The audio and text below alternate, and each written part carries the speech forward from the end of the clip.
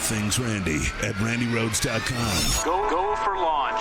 Speaking truth to power, the Randi Rhodes Show. More action in the courtroom. I want to bring in NBC's Rahim Ellis, who's outside the courthouse. It sounds like the judge is getting tough on Trump's lawyer. What's happening, Rahima? Yeah, I want to share one really quick note that we're seeing out of the court right now, and that is Judge Merchan saying to Donald Trump's attorneys, you're losing all credibility. You are losing all credibility with the court. I have to tell you, this is in reference to this hearing that's underway right now about whether or not the former president has violated the gag order. There are 10 instances which the prosecution has brought up, which they are discussing.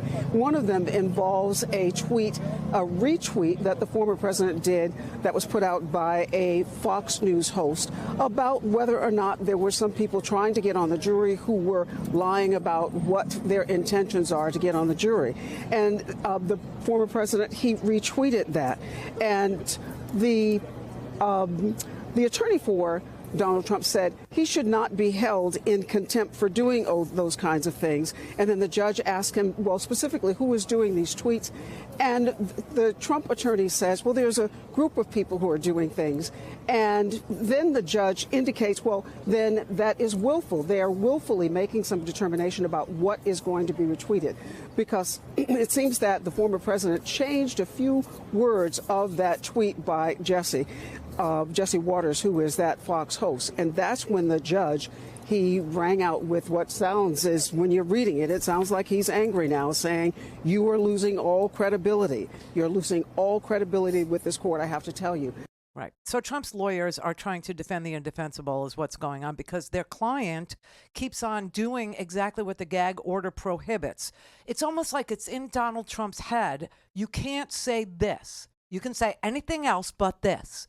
And so Donald Trump has to say this. And then he has to send his lawyer to argue with the judge that he didn't say this, or that somebody else said this and he reposted this, or that he reposted this and so that doesn't count as him saying this. I mean, it's ridiculous. And every day he violates the gag order. Every day he goes out on the TV after court and he says exactly the things that he is not supposed to say, because he's endangering the jury. He's threatening witnesses, intimidating them, making them feel unsafe. I mean, you've heard the stories. I don't want to go over it again, really. I mean, this minutia that they are reporting this trial with is really getting on everybody, I think's last nerve. I mean, it's so in the weeds, and every snore and every eye close and every, growl and every, he leans in. Oh, he leaned in. And like, I mean, honestly, yes, I understand he's miserable. Yay! Move on. It's unbelievable. And the lawyers, have a client who is incorrigible, nasty, goading, prodding. He's daring this judge to put him in jail. He's daring. I think last night on Truth Social, he was telling his sycophants, I'm going to jail now. I'm going to jail. Bye-bye. Pray for me. Not pray for me, but send me money, I guess, for the canteen. I don't know. It's really sick. It's really twisted. It's really, really ugly. But you know that two people have already had to deal with prosecutors about their part in this conspiracy to commit crimes, in their part to commit election interference crimes. And I love the way the lawyers, words have meaning. I always tell you that, right? Like may and shall was the first introduction into language in the law, especially, where may means one thing and shall means another thing, and shall is really tough to get out of, okay? If somebody says you shall in exchange for, and you don't shall that, you don't do that, it's kind of hard to, argue, I didn't have to do that. Oh, yeah, you did. Well, maybe I did. No, it didn't say you may do that. It said you shall do. See, and so now the lawyers are standing there and they're using the word influence. The crime is not influence. The crime is interference. Do you see? But they sound so alike that maybe you could dupe a jury. Now, I will tell you this. This jury, so yesterday he was out there and he was just bitching.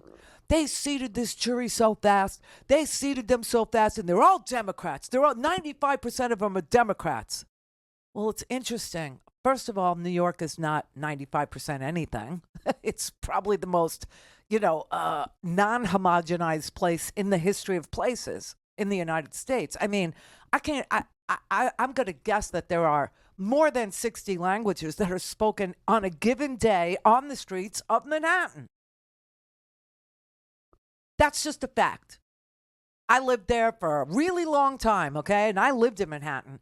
And I'm telling you right now, sometimes I'd walk home from work. There is no way you could walk from, we worked on 20th and 6th Avenue, and I lived on Park and 38th. There is no way you could walk from 6th Avenue to Park Avenue, let alone from 20th to 38th Street. That's a lot of blocks. So it's 18 blocks. And not hear at least 60 different languages, okay? That's New York. So for him to characterize anything about the jury, especially the homogeny of them and that they're all Democrat, it's just bullcrap. It's garbage. It's garbage in, garbage out. But why 95? Why didn't he say 100%?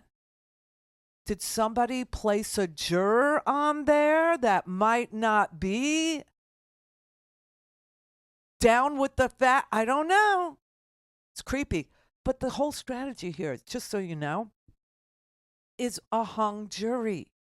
That's it. A mistrial. That's all they're after. They're not after a guilty. I mean, the prosecution wants a guilty plea, obviously, but the defense doesn't want a not guilty. The defense wants a hung jury. And you all know, and we all know, and this is why I kept making references to a runaway jury, you only need one juror to hang a jury. Then what? Well, then the prosecution can arrange to try it again, the case, or not. Prosecutorial discretion, you know. And if he says that he wants to try it again, when would that happen? When could that be? Well, I think we all see that they blew past the deadline for every other trial. I still have it on my blackboard here. January 6th trial was supposed to be March 4th. It's April. The Doc's trial in Florida, May 20th. That's next, 3 weeks? Not going to happen. The New York business fraud trial was supposed to be March 25th. Now they're saying April 15th. It's April 23rd.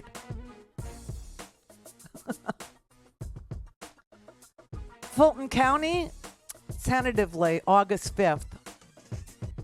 It's not going to happen August 5th. I mean, it could, but So when would they retry this, right? When would they ink that in? When do you think that could be, set for trial again? Right.